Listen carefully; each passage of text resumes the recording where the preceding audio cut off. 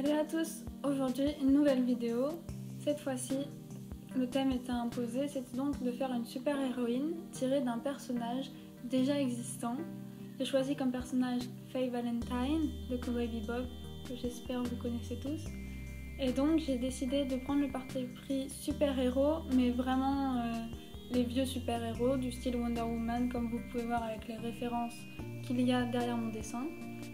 Et donc mon croquis était totalement plutôt dans mon style et j'ai décidé vraiment de le refaire par-dessus pour faire directement au propre le personnage final. Vous pourrez voir par la suite qu'il y a certaines choses de son habit que j'ai changé pour rendre le truc un petit peu plus super-héros, mais pas grand-chose en vrai. C'est surtout le style graphique qui change et c'est là qu'on voit qu'un style graphique peut faire beaucoup dans un dessin.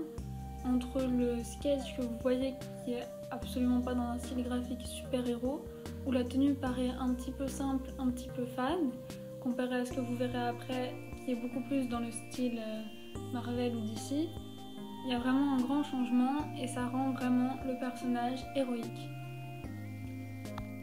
Pour la palette de couleurs, par contre, je suis restée sur les couleurs de Faye Valentine, celles qui sont présentes sur sa tenue de base. J'ai essayé de m'inspirer de ça tout en faisant un côté un peu super-héros. C'est pour ça que j'ai choisi par exemple que le bleu un peu fade, j'allais le mettre uniquement sur une lanière devant les bottes et sinon on ne peut pas trop le retrouver. Et donc je devais aussi faire le dos du personnage, donc dans la même pose, ce qui est un peu plus compliqué pour les chaussures mais je m'en suis sortie avec le temps. Et donc je me demandais pendant un moment est-ce qu'à l'arrière j'allais faire un motif différent, est-ce qu'il fallait que ce soit plutôt sobre. Au final je suis restée dans le sobre parce que souvent les super-héros, surtout de ces années-là, c'était vraiment des choses très simples, très flashy et qui marquent vraiment la mémoire. Si vous regardez les premières tenues de Wonder Woman par exemple, elles sont pas extrêmement élaborées, il n'y a pas 30 000 détails, elles sont souvent quand même assez symétriques, chose que souvent on essaye d'éviter en concept art.